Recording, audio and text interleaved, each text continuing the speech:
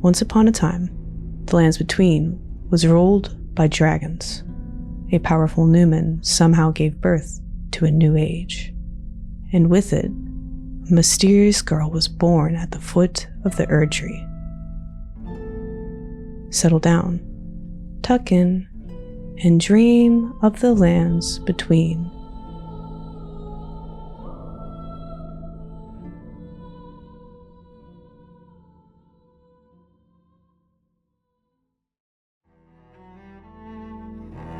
Are you ready to commit a cardinal sin? Melina takes in the flame. Her hands have been burned before, which has haunted me. This poses some questions. When did Melina become burned and bodiless? Does this imply a cyclical nature? What happens to the lands between, in the future, or in the past? I am Moxie, and this is Heavy Speculation. My purpose was given to me by my mother. I have never been satisfied with the theories about Melina being the Gloam-Eyed Queen or Ronnie Mommy's other half. For one, the Gloam-Eyed Queen has always appeared to have been felled. To address the other half of the sentiment, Ronnie and Melina of course share incredibly similar features, their eyes being the most prominent. This may have more to do with them being burned and bodiless than the likelihood of them being the same person. Perhaps it's a seal preventing their spirits from being returned to the cycle, allowing both of them to remain in their spectral forms. The works of Quelaag, Tarnished Archaeologist, and Smogetown greatly improved my understanding of Elden Ring, and their videos helped me clearly define my ideas. And we are just getting started, so if you like Elden Ring Lore, consider subscribing to the channel. It's free and it helps a ton. All vessels are destined to one day break. The outer gods are distinct from gods. Any god in the lands between serves an outer god. To become a god, one has to be a child of Queen Marika, a demigod. At least, that is, according to the Golden Order. The Erdtree governs all. It was not always this way. You must find kindling. Even the flame of ruin doesn't make the thorns budge. We must unleash the rune of death. So that takes us to the sky. Legends speak of a storm roaring eternally, carrying the runes of a dignified imperial city. It is said that the ancient royal city of Fair Missoula has slowly been crumbling since time immemorial. Here, dragons swarm the sky. The ancient dragons, who ruled in the prehistoric era before the Erdtree, would protect their lord as a wall of living rock.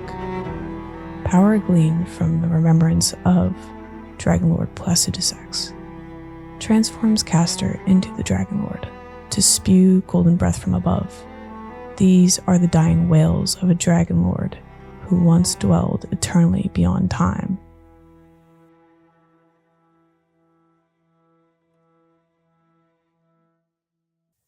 The death rites came after the Dyna civilization because they depicted the coming of a great tree, seen as they clutched their tablets like prophets, with vines growing from their feet. Then there's the rune's greatsword. Originally rubble from a ruin which fell from the sky, this fragment was honed into a weapon. The ruin it came from crumbled when struck by a meteorite. As such, this weapon harbors its destructive power. This gives us some point of context of when these ruins became airborne. There must have been so many meteor showers considering Radahn dedicated his life to stopping the stars. Great leaders learn from history. The Elden Ring, depicted in Malekith's boss chamber, perplexes me, though below this depiction appears to be a maiden praying, surrounded by 3 wolves. These immediately reminded me of the Shadowbound, almost like an ancient version.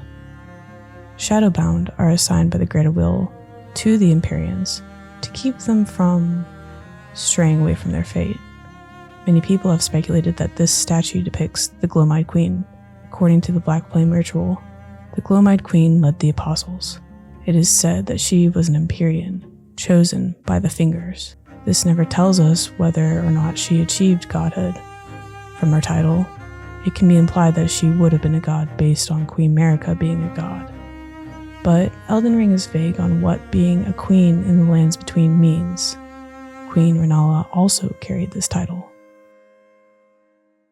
So there may be a queen below this depiction of an Elden Ring, but we can't be certain if it's hers, if it's conquered, or it's inherited. The roots of the Great Tree still cling to the bottom of Fair Missoula. According to the Black Flame ritual, the apostles once said to have served destined death are wielders of the god-slaying Black Flame, but after their defeat by Malekith, the Black Blade, the source of their power was sealed away. The Scouring Black Flame, the Black Flame that could once slay gods, but when Malekith sealed destined death, the true power of the Black Flame was lost. The Godslayer Greatsword, sacred sword of the Gloam-Eyed Queen who controlled the Godskin Apostles before her defeat at the hands of Malekith. The Black Blade wielded by the Apostles are channeled from this sword. This sword tells us that Malekith felled the Gloam-Eyed Queen, who is a vassal of Marika. Marika wanted to seal death, but why? Considering the Golden Order formed immediately following this event, it's safe to say that this was the goal that she was pursuing. There's a lot of time between the War of the Fire Giants and the Gloam-Eyed Queen's reign. The Elden Ring has taken many forms and is not immediately obvious to our Tarnished. The burning of the Erdtree is the first cardinal sin. That is not the domain of mere men. This comes from Fire's deadly sin incantation that also tells us, the prophet despaired, looking up at the Erdtree, for soon the kindling would burst into flame, bringing ruin. The Erdtree can only be burnt using the flame of ruin within the mountaintops of the giants. There is more to explore about this flame. Perhaps the Fire Monks can reveal more. Fire Monkhood. The Fire Monks are guardians of the Flame of Ruin, forbidden by the Erdtree, and said to be kept high in the mountaintops of the giants. Monk's Flame Blade, curved sword with a flickering flame motif, wielded by the Fire Monks who came out from the mountaintops of the giants. The monks came to the land of Liurnia in pursuit of a fugitive who stole their fire. Who would steal it? What's their motivation? The Great Tree is now but a vast sprawling network of roots, but they still live. You have to imagine that the tree would have been massive, reaching high beyond the clouds because the roots reach every catacombs in the lands between. On the doors of the catacombs is one of the most important reliefs that gives us insight into the process of life and death. People are literally born from the tree, allegedly. Tarnished Archaeologist has an insightful look into this whole perplexing topic if you're more interested in this line of thinking. For now, let's roll with it. The tree makes people. This marks clearly and distinctly that people existed in Fair Missoula, and the reason behind this style of birth taking place. The presence of the Great Tree roots in Fair Missoula is explained by this notion, and if we look at the Gloam-Eyed Queen's presence here, it gets wonderfully complex. The most plausible answer, it burned down.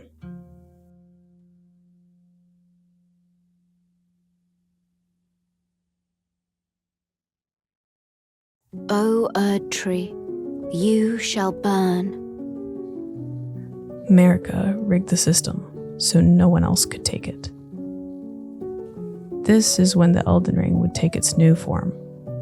This is how the process of budding was able to take place, as so eloquently highlighted by Tarnished Archaeologist.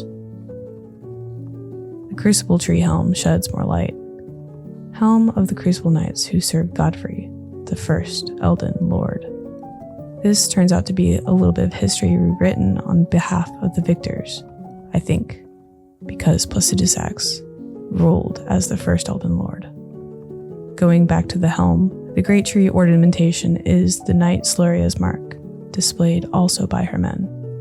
Holds the power of the crucible of life, the primordial form. This conveys a dual meaning to me. Also, if the great tree was fighting for its life, perhaps there was an incantation cast upon the great tree to hold it up. The Halig tree is also weak, so the tree was propped up using structures around it to try and support the tree. So then the biggest question becomes, what happened to the great tree? For the flame to burn the Erdtree, a sacrifice is needed of one who envisions the flame. There's never any mention of who Queen Marika dethroned. The only clear answer right now would be Placidus X's god who fled. The fire giant is a survivor of the war against the giants. Upon realizing the flame of their forge would never die, Queen Marika marked him with a curse. O trifling giant, mayest thou tend thy flame for eternity. The war against the giants. Champions battle. Trolls betray. Fire vanquished. The era of the Erdtree begins.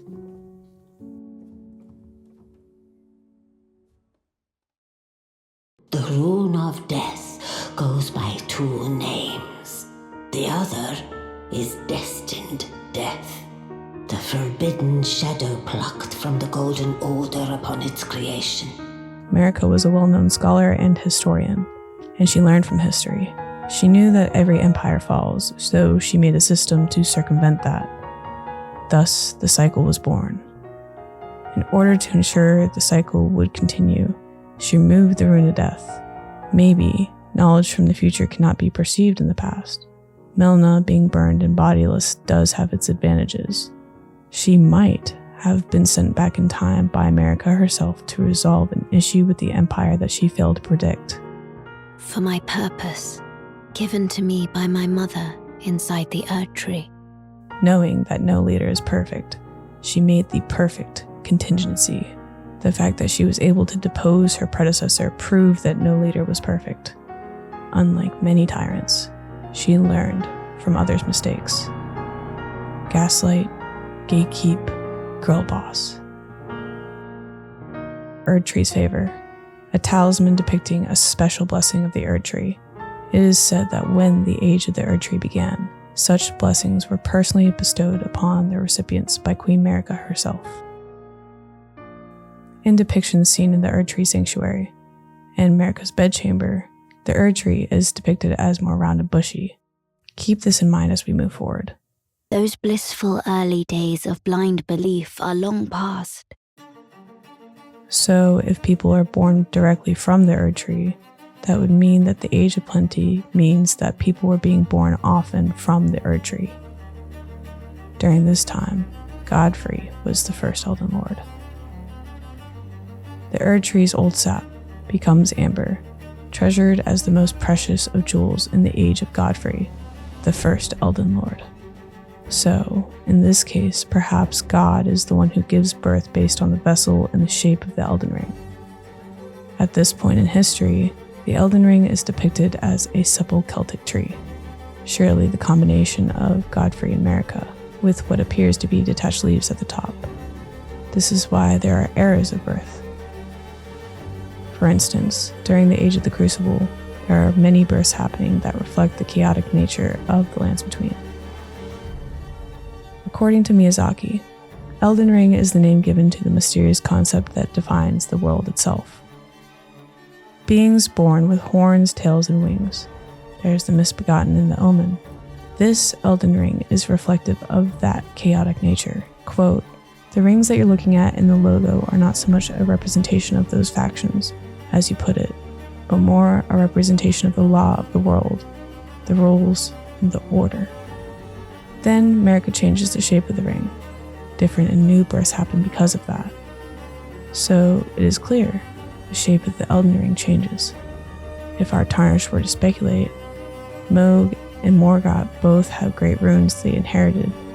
that could have been derived from the Elden Ring that formed before the Age of Plenty. There is not a lot of information about this era. The Nox heresy allegedly happened in this era. Estelle is also either summoned by the Greater Will or the Nox, and blows shit up. According to Quelaag, it's a big-ass mystery.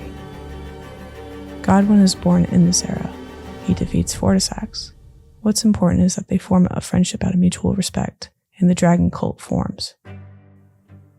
Something that goes unnoticed by many in the community is that the shape of the Elden Ring changes in this era.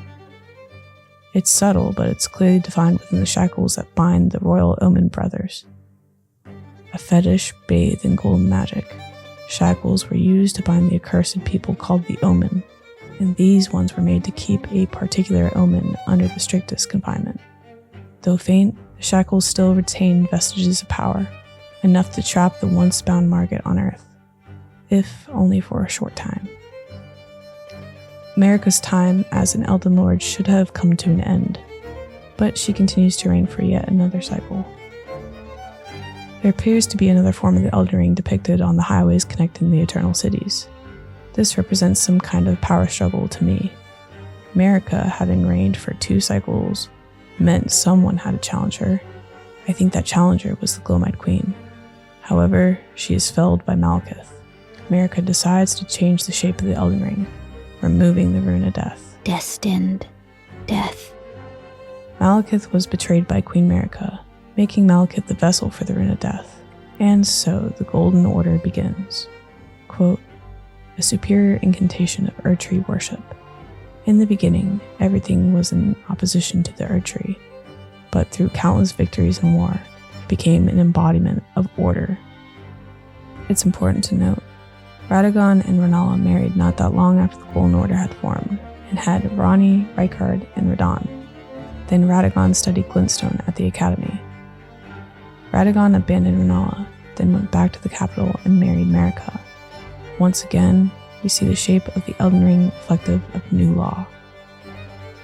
After this, fundamentalism took hold.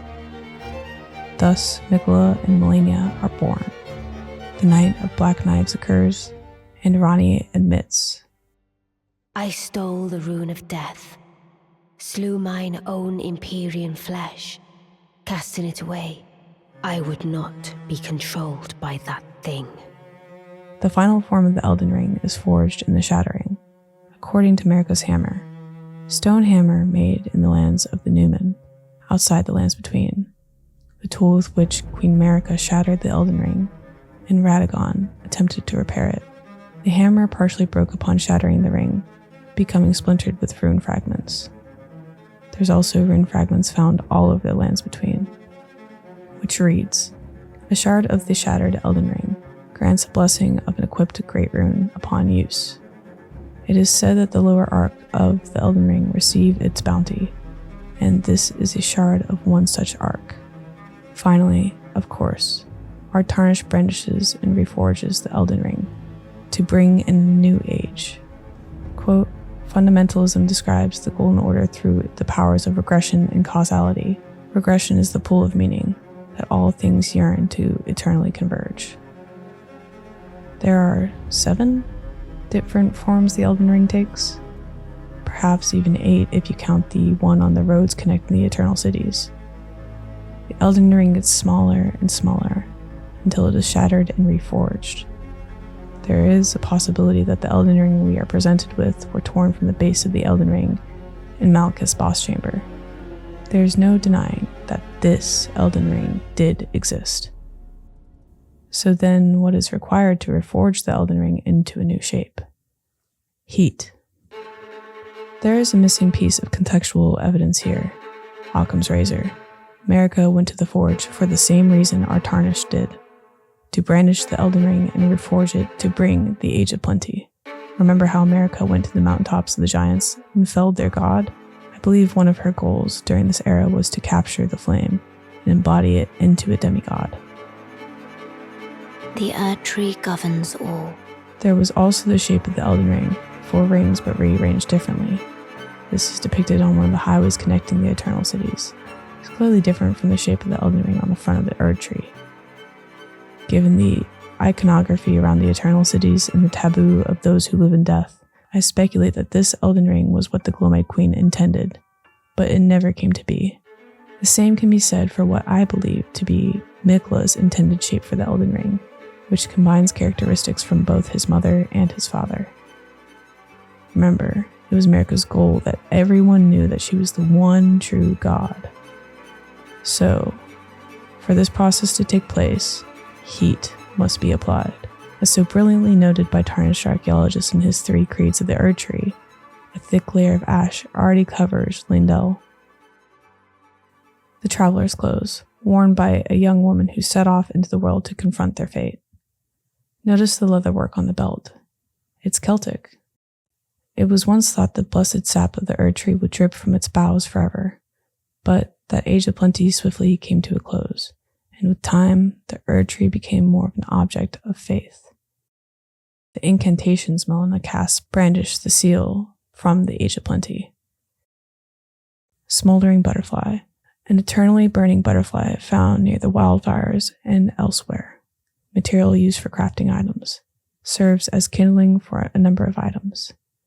Melina's eyes are solid gold. Zuli the Witch recently examined textures of eyes.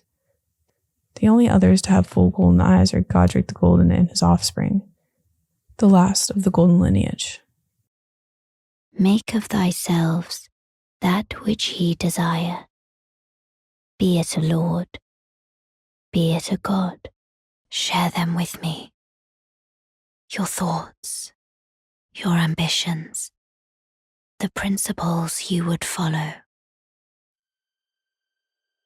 The Erdtree was once perfect and eternal, and thus it was believed that the Erdtree's seeds could not exist.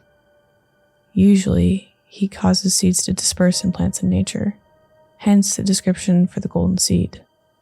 A golden seed found at the base of an illusory tree. When the Elden Ring was shattered, these seeds flew from the Erdtree, scattering across the various lands, as if life itself knew that its end has come.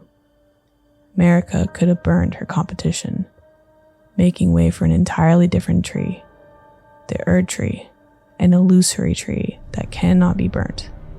This is also evident in the questions being posed within the description of Golden Rune 3. Grace that dwells within the inhabitants of the lands between, the lingering trace of gold. Even now, runes are still imbued with the power of life itself. Do you see the Erdtree towering over there? Why pose the question if it does not imply another meaning by the subtext? The subtext behind the question is, some people do not see the Erdtree itself. According to all these contextual clues, the Erdtree burned during the shattering. So this is when we get the last depiction of the Elden Ring. Marika is stabbed through the womb with what appears to be a fragment of the Rune of Death. Marika being depicted in this way paints a clear picture. She has been punished by the greater will for her actions, and the consequence is that she can no longer give birth. However, I think there was another consequence to this action. It happened during the golden age of the Erdtree, long before the shattering of the Elden Ring. Someone stole a fragment of the Rune of Death from Malekith. Later, the Rune of Death spread across the lands between, through the underground roots of the Great Tree, sprouting in the form of Deathroot. Deathroot was the greater will's way of achieving balance, through a coup carried out by Marika's own children. This is where Melina comes in. Melina is implied through the internal game files to be the daughter of Queen Marika. This is supplementary at best. However, consider what Melina has to say when taken to the foot of the Erdtree. I have to ascertain for myself the reason for which I live, burned and bodiless. If she was a demigod or even an Empyrean, then perhaps her 2 fingers reside within the Round Table Hold. It is her that takes you to the Round Table Hold after all. I believe that Melina served as kindling for Marika to forge the new shape of the Elden Ring. Melina burned the Great Tree, which belonged to Placidus X, and his god who fled. The Erdtree forms from a husk of what was left of the Great Tree, and the Elden Ring, during the Age of the Crucible. And again, she would have been used during the shattering. I was born at the foot of the Erdtree. Melina could have been the first demigod conceived, as a sacrifice to burn the Great Tree, and reforge the Elden Ring. Burned and bodiless. Burning her firstborn child is what brought her power. So when standing at the mountaintops of the giants, it becomes clear that this was the purpose given to Melina. I shall see to the kindling. She would have been the eldest of Mohg and Morgott. Perhaps she cannot remember her purpose because every time she is used as kindling, she loses her memory. So it is here that we learn why Melina eternally smolders and how she rekindled the revolution.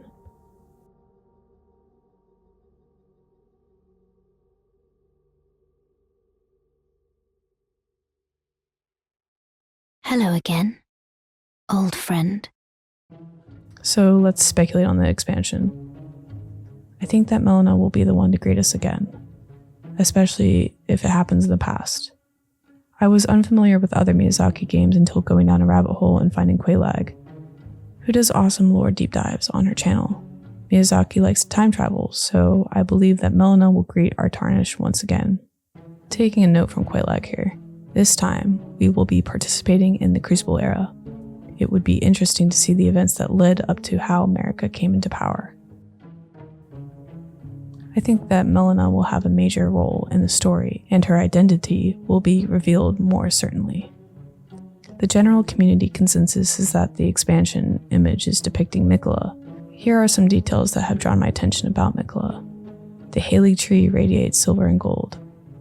There are silver sparkles constantly flowing through the air. I think initially it is meant to give more of a feeling like our Tarnished is breathing a mold.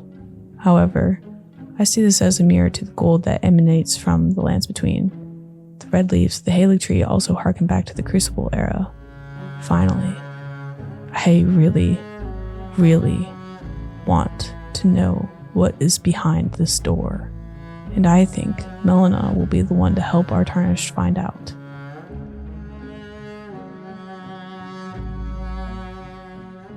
I am new to the Souls community, and I am a baby that was badly whooped by the hands of Shigeru Miyamoto himself for just wanting a story.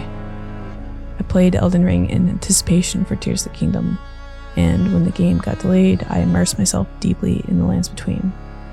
From what I understand of the Souls universe, games don't really connect, but they could.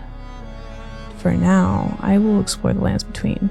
I follow many other creators in this space, including the works of Smoketown, Tarnished Archaeologist, Ziostorm, Batu Vidya, Square Table Gaming, and so many more talented creators. The lore community feels inviting, so consider myself invested. So, if you made it this far, and you like Elden Ring or other gaming lore, consider subscribing to the channel, leaving a like, and engaging with my ever-growing community. Thank you so much to the supporters of the channel. I really couldn't do this without you. I have a Patreon if you'd like to help support the channel. It would mean a lot. Your support is what keeps this channel going. Thank you so much for watching, and I'll see you in the next one. And thus, the accord is fulfilled. Grand Sax only attacked the capital one time. This started the war with the ancient dragons. Allegedly. It most likely took place during the Liurnian Wars. This began a bitter war between the Erdtree capital and the ancient dragons. While this all seems very straight to the point, I think the thing that stumps most Tarnished is how and why Grand Sax did it. So, hear me out. I'm Moxie, and this is Heavy Speculation. The following theories will definitely be more crackpot. As per the title of the series, sometimes there won't be a ton of evidence.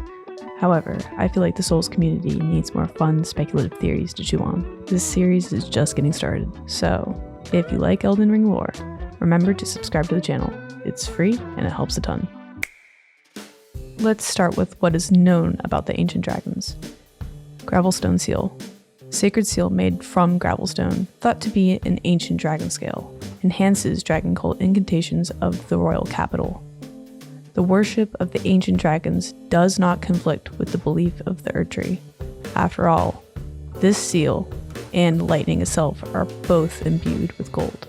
The first thing we can establish is the ancient dragon worship and the worship of the Erdtree are both imbued with gold, which could mean that they have grace depending on how you look at this. The Gravelstone seal also matches the scales on Placidus Axe. Our Tarnish can investigate a peculiar scene in Fair Missoula. There are runes to loot on some of the human corpses left here. I'm not sure if this is trying to depict a struggle between the beastmen and these humans who allegedly were a part of the capital's ancient dragon cult. Almost as if they're trying to run out with the secrets of the ancient dragon cult before anyone noticed, and were slaughtered in the act, regardless of the scene in front of us. The precious item on one of these bodies is the ancient dragon prayer book of the capital's ancient dragon cult. A lost tome that never reached the lands between, contains red lightning incantations. Now, the part where it says never reached the lands between kind of implies it was intended to reach the capital. Perhaps these were aristocrats who were studying ancient dragon incantations under the beastmen. Off a body on a balcony nearby is Rune 12, grace that dwells within the inhabitants of the lands between, the lingering residue of gold, used to gain many runes. The grace of gold blessed those who were first to serve it with the most vivid coloration. Then, looted up a body next to some beastmen skeletons, there are Gravelstone bolts, described as bolt tipped with the shards of Gravelstone, deals powerful lingering damage, used by worshippers of the ancient dragons. And Gravelstone is a small clump of shard, pointed stones, material used for crafting items. Such compound stones found in the lands between, once beset by ancient dragons, are said to be the scales of those very beasts. One of those very beasts is Placidus Axe, the first Elden Lord. The Dragon King's Craigblade, piercing Gravelstone sword containing the primeval lightning, a portion of the Dragon Lord's power, gained from a remembrance. This weapon commands great power over paltry, mortal dragons of today. Unique skill, thundercloud form. Temporarily transform into a red thundercloud and fly through the air. Then plunge down with a lightning-infused blade. Hold to increase the reach of the thundercloud form. One of the things Placidus Axe does is the thundercloud form. It goes off and reappears in thundercloud. This is somewhat reminiscent of the move that Radon performs. Regardless, the important thing to take from this is that the weapon causes the wielder to temporarily turn into a thundercloud, and that the blade becomes charged and lightning-infused. Keep this in mind as we move forward. Godwyn was born sometime in the early Erdtree era. It's not clearly defined when. The Carrion Academy is established, then Malekith seals destined death, and the Golden Order forms. Map of Lindell, Royal Capital. Map of the Royal Capital of Lindell and environs. Lindell, city of the Erdtree, is a metropolis enclosed by double ramparts. The inner wall remains unbreached to this day. Lindell was built, but something here is off. Maybe it's the giant dragon in the room, Grandsax. What would cause him to attack the capital in this manner?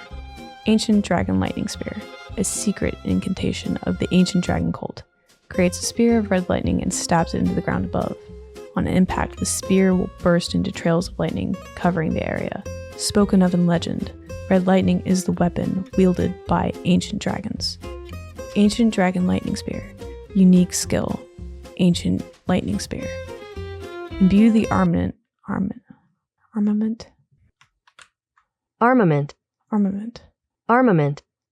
Imbue the armament with the ancient dragon's red lightning, then throw it as a spear. Can be charged to increase its power. Incantations that channel the power of the ancient dragon Fortisax. Creates 2 spears of red lightning and stabs them into the ground from above, one after another. On impact, each spear will burst into trails of lightning covering the area. During the War of the Ancient Dragons, these twin red lightning stakes were the hallmark of one ancient dragon, who is called the mightiest boulder stone. To me, it seems like there's something weird going on with this red stuff. Perhaps the astrologers on the mountaintops of the giants gleaned some of this knowledge. Maybe they tapped the primeval current, an ephemeral silver that gives off a pale amber glow. What remains of a passing flash of starlight? If the stars command our fates, then amber-hued stars must command the fates of the gods. Such is the belief that inspired the use of these shards to prepare a most special draught. Cannot be consumed by mere humans.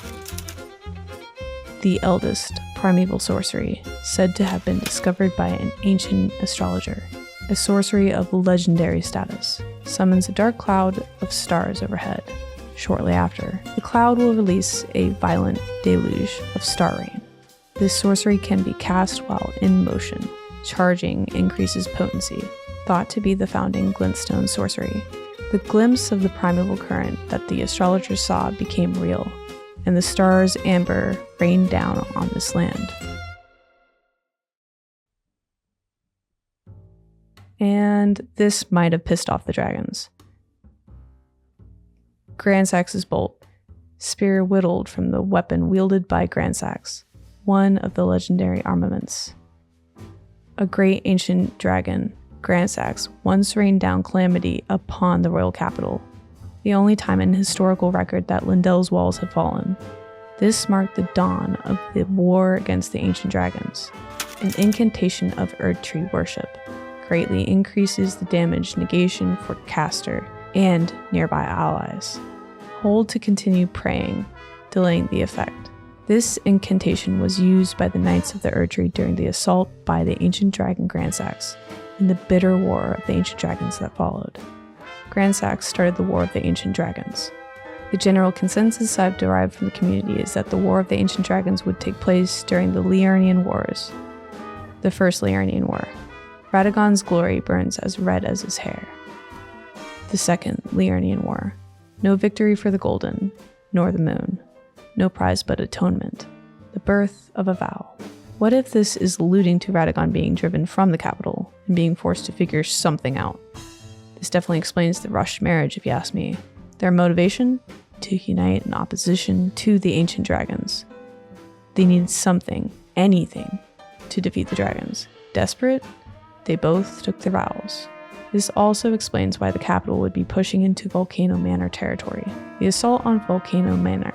The squalid, the sick, the blasphemous. A wretched, unending war with no glory. Gravelstone is also found here, which could explain an alternative motivation. Perhaps a genocide of the ancient dragons. Not too sure about this one, but it does explain why the dragons would be angry enough to attack Lindell. There are more possible motives though. Let's continue. Near the Stormcaller Church, the routing of the ancient dragons, Godwyn the Golden fought to the last, earning the friendship of the dread Fortisax. Here's the Japanese translation from Mubedo and his community.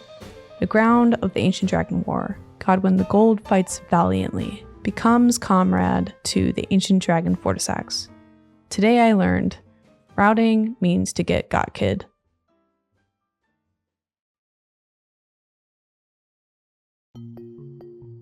Some of the ancient dragons lived. Some of the corpses of the ancient dragons were crafted into powerful weapons. The Dragon Great Claw, weapon said to have been whittled from the claw of a great ancient dragon, wielded by grotesque tree sentinels who yet serve the Erdtree. The claw is enwreathed with lightning, and tears through the dragon's feeble descendants with ease. Dragon Claw Shield, great shield said to have been whittled from the claw of a great ancient dragon, wielded by grotesque tree sentinels who yet serve the Erdtree, imbued with lightning. They had other ways of combating the lightning as well. Incantation of Two Fingers Faithful increases lightning damage negation. This incantation can be cast while in motion. Follow the path that has been set before you, and you will make enemies of all others, the monks, the sorcerers, ancient dragon knights, the scions of gold. Heed me, the lands between offers no welcome to the tarnished.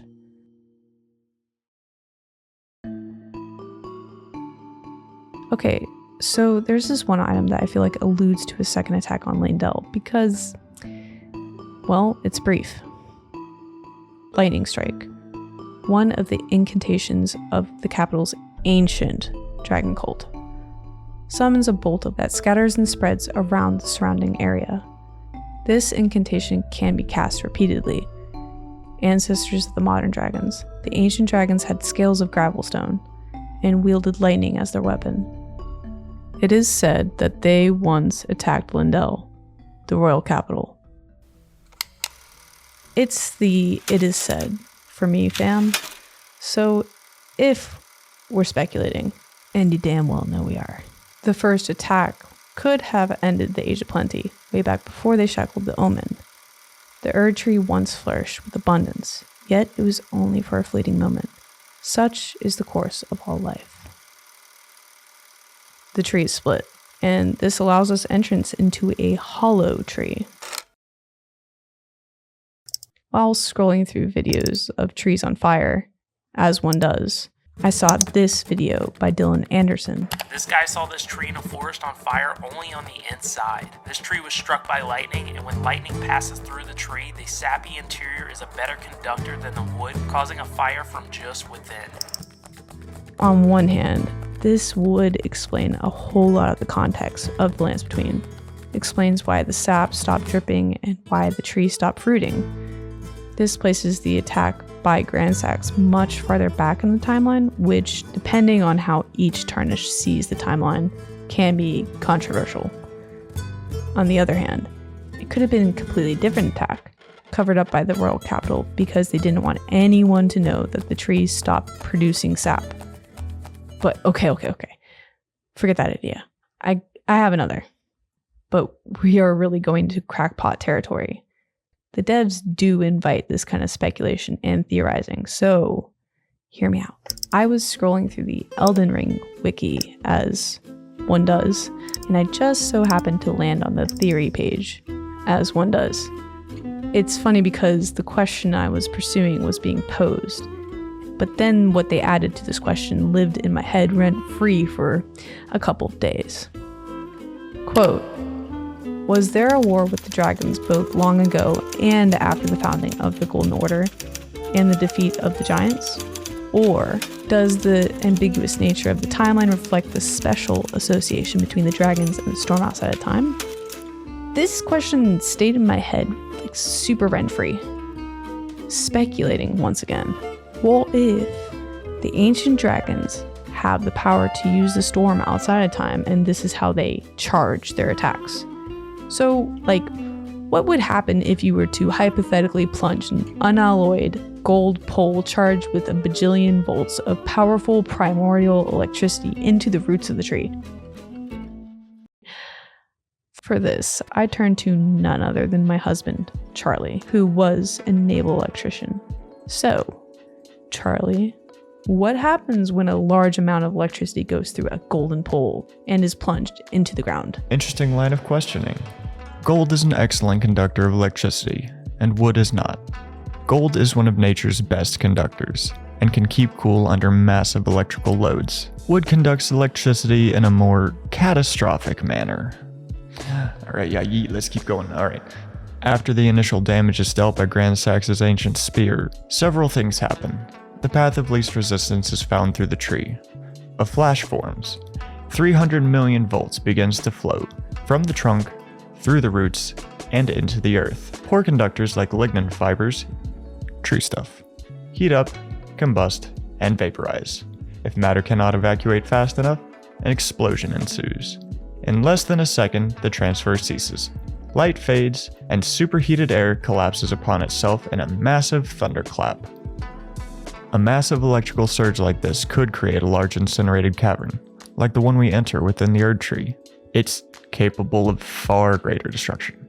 Any organic compounds are immediately incinerated in a blaze of 50,000 degrees American, leaving a massive chamber, charred and sterile. Charred and sterile. Could anything survive? Ooh. All right. So, this explanation could lend to why the tree is hollow and split. In addition, it could have laid the ground for Deathroot to take hold. So before we get to all the fun stuff, we have to start with the most boring and middle-of-the-road explanations.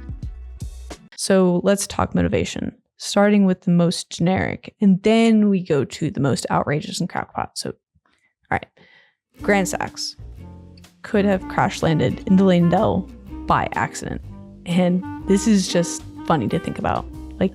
Grandsax accidentally started a war, because he's clumsy. This point seems easily refuted because he stares up at the Erdtree, kind of conveying this feeling like, look what I did. There's nothing you can do about it. It's possible it's just an accident, but it could have been a different kind of fumble. Perhaps he accidentally went too far back in time to kill Godwin, thus slamming into the capital and accidentally starting war. He could have also hated the Erdtree and wanted to destroy it from within. The desire for Grandsax to attack the capital in this way, perhaps, was the way in which the tyrant Marika was making decisions. And perhaps they wanted to cause mortal harm to the Erdtree because of what it stood for. It does seem like there was a hierarchy that the humans were blatantly ignoring. The hierarchy being dragons, then beastmen, then humans. Alternatively, there could have been something weird happening with the Newman where they summoned down the meteor showers and broke off Fair Missoula. This would make the dragons very angry, especially if Fair Missoula was once located where the capital was. And it could have been the greater will at play, paving the way for Deathroot to take hold. There could be more, but these were the best I could come up with. Let me know what's on your mind downstairs in the comments. Tarnished. Before we get to my own crackpot theory. Void Tower, 5497. We know the dragons can shapeshift into human form, so that adds an element of espionage to the war. In the first battle in Lindell, most of the dragons were probably flying down from Fair Missoula over the walls, but some of them could have been posing as human citizens in the city, waiting to strike. This could have been a little bit more difficult for Godwin to manage, who in his army was an ally or enemy until he befriended Fortisax. I really like this idea of espionage, and like I could have explored that a little bit more deeply, I think, but you know, I feel like that would have definitely come after the Ancient Dragons. No? I don't know. Then from Gotten 339. Honestly, it felt like too much of a vague rehash of Dark Souls lore to me, where I felt the presence of dragons within the lore and the world was explored in a most interesting way, natural way, with the dragons' rule over humanity being a huge point in the lore. I haven't played any of the other Dark Souls games, but it's interesting to know that down the road, whenever I do play Dark Souls, that it'll be more clear. From Asius. My biggest question is, when was the war? There was enough time for a cult to emerge that worships the dragon, but did that happen before or after Grandsax turned himself into a tourist attraction? There was a whole war. What were they doing with the dragon's corpses before? There's a frozen dragon corpse in a cave in the mountaintops, but I think it's actually a modern dragon, not an ancient dragon. I don't know, I haven't checked recently. Also, dragons very clearly have some sort of connection to the storm and birds. Nefeli is almost definitely a part of Godfrey's bloodline, but I also think that implies she of Marika's bloodline. So maybe Vike wasn't the only one favored by the dragons. Also, whatever foe Godfrey faced at Stormvale was the last one before his eyes lost the grace of gold. So first off, I didn't even know about this cave. It doesn't have arms, so wyvern, right? It has feathers. Like, feathers. Which kind of really supports what you were saying. And I had to think about it for 24 straight hours. Yeah, I'm gonna need to keep thinking about it. But really, really crackpot good cooking right there.